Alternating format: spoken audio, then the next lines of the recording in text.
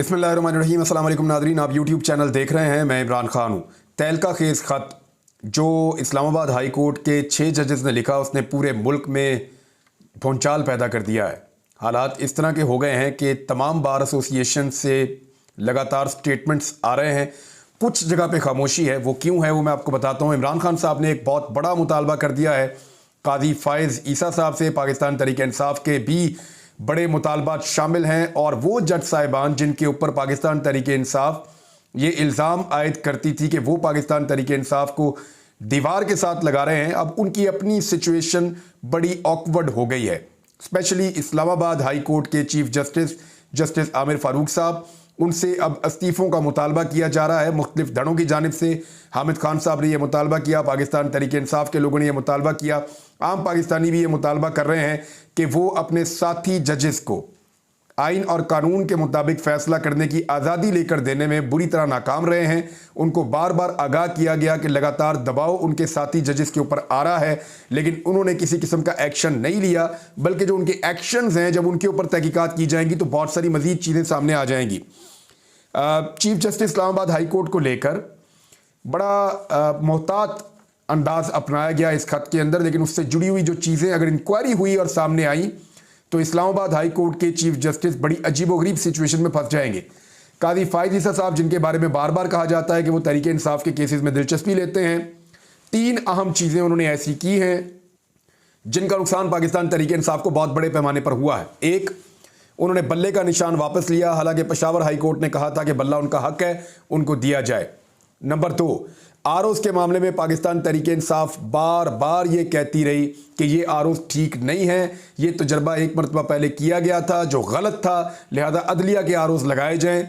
लेकिन काजी फ़ाइज़ ईसा साहब ने लाहौर हाई कोर्ट का फैसला भी अलग कर दिया और आरओज के मामले में भी तहरीक इंसाफ की बात नहीं मानी, लाहौर हाई कोर्ट के फैसले को कलअदम किया और फिर जो ब्यूरोक्रेट्स हैं वो आरओज लगे, उसका नतीजा आपने देख लिया। फिर जो धांधली वाला मामला था लेवल प्लेइंग फील्ड का, उसमें काजी फ़ाइज़ ईसा साहब ने किसी किस्म का रिलीफ पाकिस्तान तहरीक इंसाफ को नहीं दिया। इन 3 चीज़ों की वजह से तहरीक इंसाफ को लगता है कि इलेक्शन में उनके साथ बहुत ज्यादती हुई, लेकिन फिर भी 8 फरवरी को वो बड़े पैमाने पर जीत गए।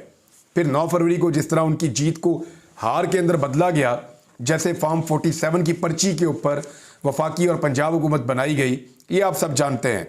अब इमरान खान साहब ने कुछ मुतालबात काजी फ़ाइज़ ईसा साहब से किए हैं, लेकिन पहले जो डेवलपमेंट्स हुई हैं इस सारे ख़त के मंजर-ए-आम पे आने के बाद, वो ज़रा आप देख लीजिए और कितना प्रेशर है जो बिल्ड होता चला जा रहा है। Number 1, Khyber Pakhtunkhwa bar council ने तहफ़्फ़ुज़ात का इजहार किया और तशवीश का इजहार किया है। उन्होंने कहा कि आज़ाद और ख़ुद मुख्तार अदलिया के वजूद पर एक सवालिया निशान लग चुका है इस खत के आने के बाद। फिर उन्होंने कहा सुप्रीम कोर्ट फौरी तौर पर इसका नोटिस ले। खुफिया इदारों की अदालती उमूर में मुदाखलत काबिल मुज़म्मत है, जो किसी सूरत भी काबिल कबूल नहीं है। बलूचिस्तान बार कौंसल, उन्होंने भी इसको तशवीशनाक अमल करार दिया इस खत के आने के बाद और इसको आज़ाद अदलिया पर कदगन करार दिया। उन्होंने कहा इदारों की मुदाखलत इंतहाई काबिल मुज़म्मत है, किसी सूरत ये काबिल कबूल नहीं है। चीफ जस्टिस सुप्रीम कोर्ट जो हैं वो सो मोटो नोटिस लें और पाकिस्तान बार कौंसल से उन्होंने ये मुतालबा किया कि फौरी तौर पे वकला नुमाइंदगान की मुल्क गिर कॉन्फ्रेंस बुलाई जाए और आइंदा के लाया अमल का उन्होंने मुतालबा किया कि ऐलान किया जाए वहाँ से कि सारी मुल्क के वकला को इकट्ठा करे पाकिस्तान बार कौंसल और फिर सबकी राय लेने के बाद आइंदा के लाया अमल का ऐलान करे। ये छोटा मामला नहीं है, बहुत बड़ा मामला है। सिंध हाई कोर्ट पर आ जाए जी। सिंध हाई कोर्ट एसोसिएशन अदलिया के मामलात में इंतज़ामिया और एजेंसियों की मुदाखलत पर मजम्मत करती है। सियासी मामलात के केसेस में ख़ास तौर पे फेवर हासिल करने के लिए इस किस्म की मुदाखलत की गई। सिंध हाई कोर्ट बार का मुतालबा है कि 3 सुप्रीम कोर्ट के मुअज़्ज़िज़ जज साहिबान, यानी सुप्रीम कोर्ट ऑफ पाकिस्तान जो है वो एक जुडिशल कमीशन बनाए जिसमें सुप्रीम कोर्ट ऑफ पाकिस्तान के 3 मुअज़्ज़िज़ जज साहिबान जो मुतनाज़े नहीं हैं वो इसका हिस्सा हों और उसको तश्कील देने के बाद इस मामले को देखा जाए गहराई के साथ कि जो जजेस कह रहे हैं ये मामला क्या है और किस तरीके से है। Islamabad high court bar association, इन्होंने कहा कि इंटेलिजेंस इदारों की बेजा मुदाखलत, इसका इन्होंने जिक्र किया। फिर उन्होंने कहा चीफ जस्टिस शफाफ इंक्वायरी करवाकर जिम्मेदारों को कानूनी कार्रवाई उनके खिलाफ करें। किसी भी इदारे की दूसरे इदारे में मुदाखलत की उन्होंने कहा जी हम मजम्मत करते हैं। जजेस के इस इकदाम को उन्होंने सराहा कि उन्होंने लेटर लिखकर सारे तहफ़्फ़ुज़ात बताए और बार बार वो जजेस को भी लिखते रहे हैं। उन्होंने दलेरी का मुजाहरा किया जजेस ने। अदलिया की आज़ादी की खातिर वकला नुमाइंदा कन्वेंशन, मुल्क गिर वकला कन्वेंशन, हड़ताल, भूख हड़ताल और हत्ता के तहरीक भी चलानी पड़ी तो दरेग नहीं करेंगे, ये Islamabad high court bar association ने कहा है। इसके बाद जो है वो इस्लामाबाद बार एसोसिएशन है, उनका स्टेटमेंट भी ऐसा ही है और पाकिस्तान भर की जो बार एसोसिएशन हैं वहाँ से ये स्टेटमेंट्स आ रहे हैं। सिर्फ जहाँ पे थोड़ी सी ब्रेक लगी हुई है वो मैं आपको बता देता हूँ, क्योंकि एहसन भून साहब या जो PMLN के करीबी वकला हैं या तंजीम में जहाँ जहाँ पे उनका हाथ पड़ता है वहाँ पे अभी खामोशी है। ऐसा नहीं है कि उन्होंने कोई लाइन ले ली है या कोई पोजीशन दूसरी ले ली है, लेकिन वहाँ पे फ़िलहाल खामोशी है। हम अगर देखें तो जितने बड़े बड़े हुकूमती अहदेदारान हैं वो सब इसके ऊपर अभी खामोश हैं। पाकिस्तान पीपल्स पार्टी के कैंप में बड़ी अजीबोगरीब खामोशी है, वो इसके ऊपर कोई पोजीशन लेने की पोजीशन में ऐसा लगता है दिखाई नहीं दे रहे, क्योंकि ये बड़ा अहम तरीन मामला है। पाकिस्तान में अदलिया की आज़ादी का मामला है। आसमा जहांगीर ग्रुप ये आजकल PMLN के करीब है और क्योंकि एहसन भून साहब हैं वहाँ पे, तो ये ग्रुप मानी खेज अंदाज में खामोश है।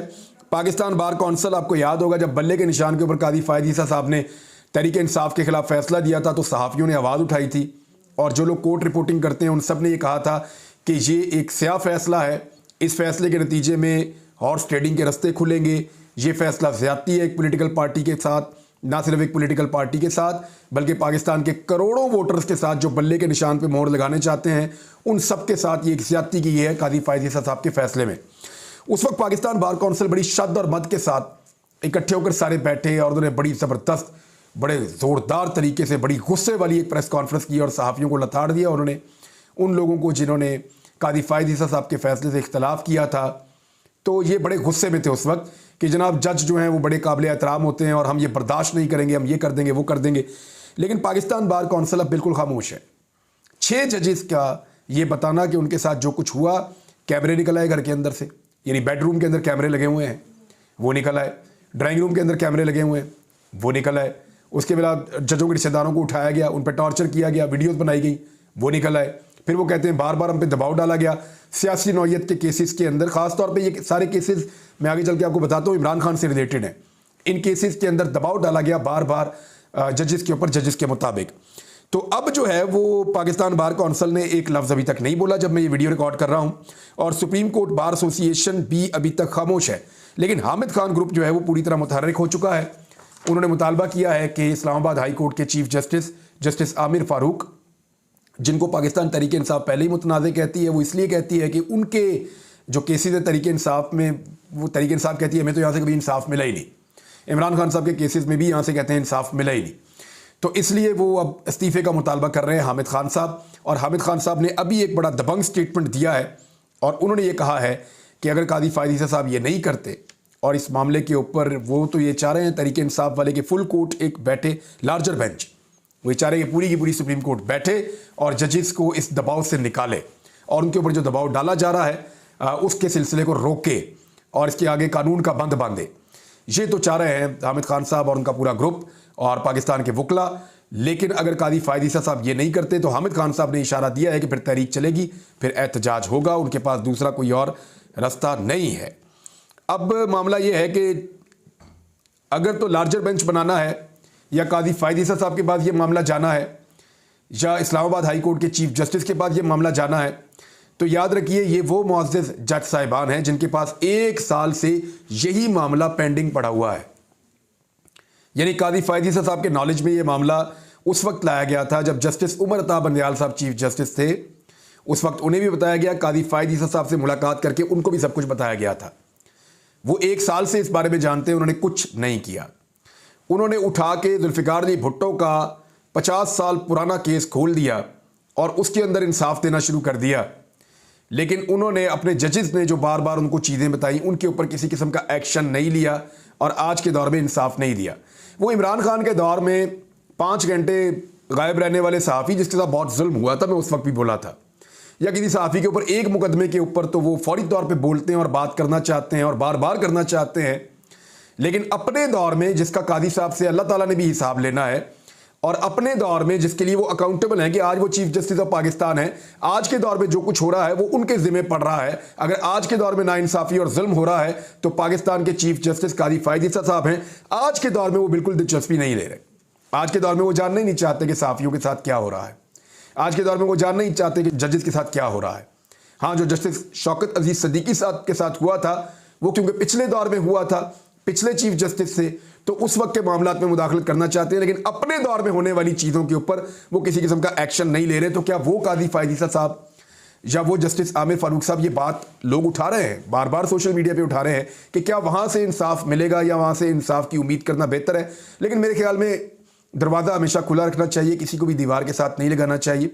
अदलिया ही एक उम्मीद है अल्लाह रब्बुल इज़्ज़त के बाद, और जब वकला की ताकत साथ खड़ी हो तो अदलिया दलेर होकर फैसले देती है। अब वकला जो है वो बज़ाहिर एक तहरीक की तरफ जाते हुए दिखाई दे रहे हैं। ये एक बहुत अहम और बड़ा मामला है। इमरान खान साहब ने जो मुतालबात किए उसको इसके साथ जोड़कर देखें तो ये बड़ी अहम डेवलपमेंट है। लेकिन एक बड़ी चीज़, पहला रिलीफ इस खत के बाद इस्लामाबाद हाई कोर्ट के चीफ जस्टिस की जानिब से पाकिस्तान तहरीक इंसाफ को यह मिला कि वो जो जलसा करना चाह रहे थे इस्लामाबाद में, जिसकी इजाज़त उनको बिल्कुल नहीं मिल रही थी, हाई कोर्ट ने उसकी इजाज़त दे दी है। ये इजाज़त कभी भी नहीं मिलनी थी, इससे पहले भी नहीं मिल रही थी, लेकिन अब ये इजाज़त मिल गई है। मुझे ऐसा लगता है, या बहुत सारे लोग ये कह रहे हैं कि इसको जोड़कर देखें कि जब इतनी बड़ी चीज़ सामने आई है तो अदलिया अब मजबूर है इंसाफ देने पर। तो एक मामले में तो कम से कम दिखाई दिया कि पाकिस्तान तहरीक इंसाफ इस्लामाबाद में जलसा कर सकती है। तहरीक इंसाफ के वर्कर्स को लगभग 1 साल के बाद ऐसा मौका मिल रहा है कि वो खुलकर एक बड़ा जलसा कर सके। तो इस्लामाबाद के जलसे से तो अब सबको खौफ आना चाहिए, उन तमाम लोगों को जो पाकिस्तान तहरीक इंसाफ के मैंडेट को चोरी करके इक़्तिदार में बैठे हुए हैं। ये मामला अमेरिका में भी गया, व्हाइट हाउस के तर्जुमान से ये सवाल पूछा गया, एक सहाफ़ी ने पूछा तो फिलहाल तो उन्होंने जवाब देने से गुरेज किया। उन्होंने कहा ये लेटर हमने देखा, लेकिन इसकी तफसीलात में अभी नहीं जा सके। अमेरिका इसके ऊपर मौक़िफ़ देगा ज़रूर, लेकिन अभी तक उन्होंने इसके ऊपर मौक़िफ़ नहीं दिया। इमरान खान साहब का स्टेटमेंट आप ज़हन में रखें। उन्होंने अडियाला जेल से जो बात की है, उन्होंने कहा जस्टिस काजी फायद ईसा से कहना चाहता हूँ कि PTI की 25 मई की पटिशन को सुना जाए, 9 मई वाक़यात की तहकीकात के लिए जुडिशल कमीशन बनाया जाए। 9 मई वाक़यात पर अब तक कोई इंक्वायरी नहीं हुई। चीफ जस्टिस काजी फायद ईसा CCTV फुटेजेस को रिकवर करने का हुक्म दें। जिन्होंने CCTV फुटेजेस चोरी की हैं वही 9 मई के जिम्मेदार हैं। क्राइम की इंफॉर्मेशन छुपाना भी जुर्म है। 9 मई की बुनियाद पर एक सियासी जमात को ख़त्म किया जा रहा है। ये सब कुछ लंदन प्लान के तहत चल रहा है। आज इंसाफ नहीं है, जिसकी लाठी उसकी भैंस वाली सूरत-ए-हाल है। 8 फरवरी पर भी जुडिशल इंक्वायरी करवाई जाए। धांधली ज़दा इलेक्शन के बायस सदर जरदारी और सेनेट इलेक्शन की कोई कानूनी हैसियत नहीं है। मुझे जेल में रखना है तो रखें, मगर बाकी लोगों को रिहा कर दिया जाए। डोनाल्ड लू अगर रजीम चेंज को तस्लीम कर लेता तो उसका दबाव पूरी जो बाइडन हुकूमत पर आता। डोनाल्ड लू तस्लीम कर देता तो जो बाइडन हुकूमत हिल जाती। डोनाल्ड लू के बयान पर दोबारा इंक्वायरी करवाई जाए। असल साइफर दफ्तर खारजा में मौजूद है।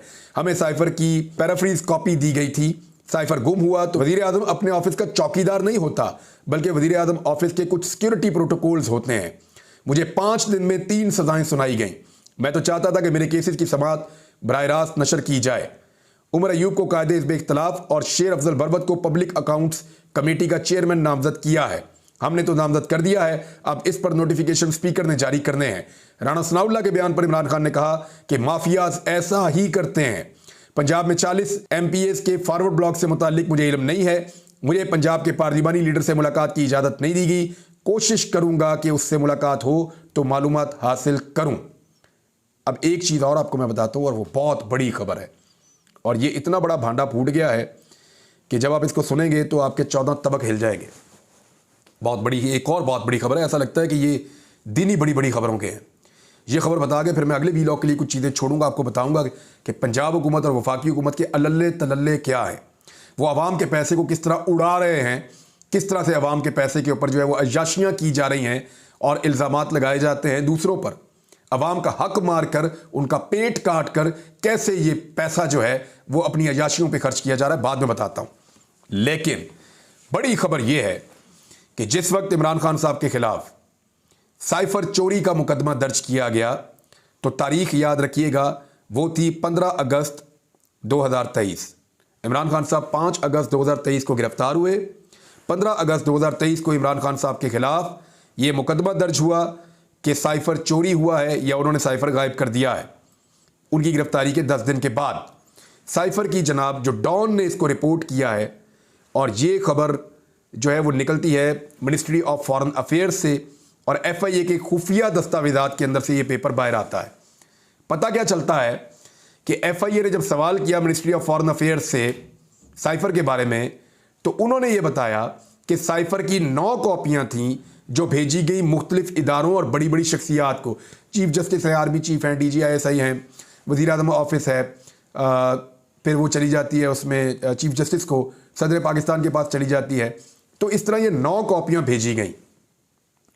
उन्होंने ये बताया कि जिस दिन इमरान खान साहब के ऊपर यह मुकदमा दर्ज किया गया कि उनकी कॉपी वापस मौसूल नहीं हुई और वो कॉपी चोरी हो गई है और फॉरेन ऑफिस को वापस वो कॉपी नहीं दी, तो ये तारीख थी 15 अगस्त 2023। उस तारीख तक उन 9 कॉपियों में से सिर्फ 1 कॉपी वापस आई थी, और वो जो 1 कॉपी वापस आई थी वो सदर पाकिस्तान ने 15 जून 2023 को वापस भेजी थी। अब ये 27 सितंबर 2023 को मिनिस्ट्री ऑफ फॉरेन अफेयर ने FIA को जो जवाब दिया उसमें ये बता रहे हैं कि 1 दिन पहले हमें बाकी महकमों ने या बाकी जगहों से कॉपियां वापस भेजी हैं साथ की साथ। किसी ने हमें कॉपी उस वक्त वापस नहीं की थी जब कॉपी वापस ना करने पर इमरान खान साहब पे मुकदमा दर्ज किया गया था कि साइफर इन्होंने गायब कर दिया है। अब आप अंदाजा कीजिए ये कितना बड़ा नुक्ता है और ये अदालत के अंदर किस तरह का भूचाल पैदा कर देगा। यानी इमरान खान अकेला आदमी है जिसने साइफर वापस नहीं किया तो उसके ऊपर मुकदमा हो गया। बाकी जो 8 में से 7 दफातर हैं जिन्होंने साइफर वापस नहीं किया, उनमें से किसी के खिलाफ कोई कार्रवाई नहीं हुई। सिंगल आउट किया गया इमरान खान साहब को। ये डॉन अखबार की खबर ये बात बता रही है। ये जनाब अब तक की तफसीलात, कुछ और चीजें बड़ी तहलका खेज आ रही हैं आपके साथ शेयर करते हैं अगले वीडियो में। अपना ख्याल रखिएगा, अपने इस चैनल का भी। अल्लाह हाफिज।